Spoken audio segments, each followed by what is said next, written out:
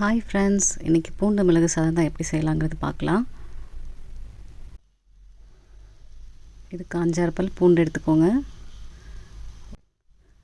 1/4 teaspoon சீரகம், 1/4 teaspoon மிளகு. இது நல்லா குறை அரைச்சி எடுத்துக்கோங்க. இடிக்கல் இருந்தாலும் இடித்து எடுத்துக்கோங்க. நான் இன்றைக்கி மிக்சிலே ஒரு அடி அடிச்சுக்க போகிறேன். இப்போ தாளிச்சிக்கலாம். தேவையான அளவு எண்ணெய் ஊற்றிக்கோங்க. எண்ணெய் சூடானதும் கடுகு போட்டுக்கோங்க. கொஞ்சமாக கடலைப்பருப்பு, தேவையான அளவு உளுந்து சேர்த்துக்கோங்க. கருவேப்பிலையும் ஆட் பண்ணிக்கோங்க.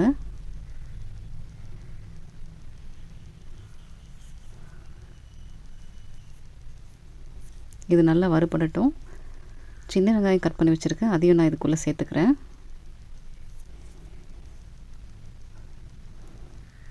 நான் இன்றைக்கி கொஞ்சமாக ஒரு டிஃபன் பாக்ஸ் அளவுக்கு தான் செய்ய போகிறேன். வெங்காயம் கண்ணாடி பதம் வந்துருச்சு. இப்போ நான் அரைச்சி வச்சுருக்க அந்த பூண்டு மிளகை நான் போட்டுக்கிறேன்.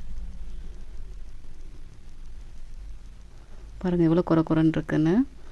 இது ஓரளவுக்கு பச்சை வாசனை போகிற அளவுக்கு நல்லா வதக்கிக்கோங்க.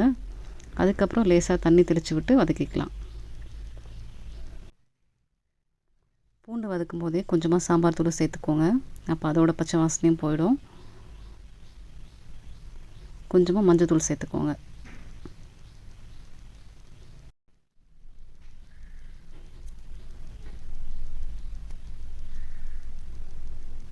கொஞ்சமாக பெருங்காயத்தூள் சேர்த்துக்கோங்க. இது எல்லாத்தையும் நல்லா மிக்ஸ் பண்ணிக்கலாம். இதோட பச்சை வாசனை போகிற வரைக்கும் வதக்கிக்கோங்க. இப்படி பச்சையாக அரைக்க விருப்பம் இல்லைனாலும் ஃபஸ்ட்டே பூண்டை ட்ரை ரோஸ்ட் பண்ணிவிட்டு அதுக்கப்புறம் கூட நம்ம அரைச்சி எடுத்துக்கலாம். 2 விதமாகவும் செய்யலாம். அதாவது பூண்டை வதக்கி அரைக்கலாம், பச்சையாகவும் அரைச்சி இப்படி வதக்கலாம். ரொம்ப ட்ரையாக இருக்கனால நான் லைட்டாக தண்ணி தெளிச்சிருக்கேன்.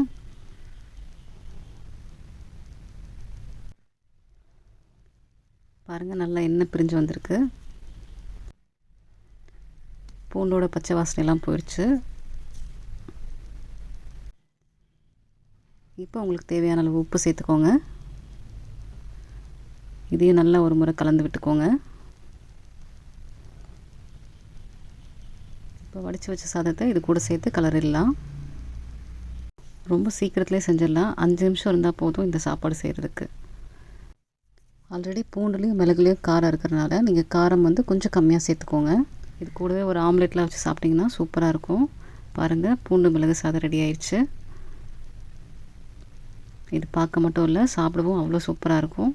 கண்டிப்பாக ட்ரை பண்ணி பார்த்துட்டு எப்படி இருந்துச்சு எனக்கு கமெண்ட்ஸில் சொல்லுங்கள்.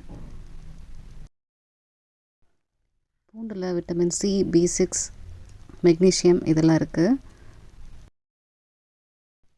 இந்த வீடியோ உங்களுக்கு பிடிச்சிருக்குன்னு நம்புகிறேன். அப்படியே நம்ம சேனலை லைக் பண்ணிவிட்டு சப்ஸ்கிரைப் பண்ணிவிடுங்க. கூடவே இருக்க பெல் ஐக்கானையும் கிளிக் பண்ணிக்கோங்க. நான் வேறு ஒரு இன்ட்ரெஸ்டிங்கான ரெசிபியோடு உங்களை சந்திக்கிறேன். தேங்க்யூ.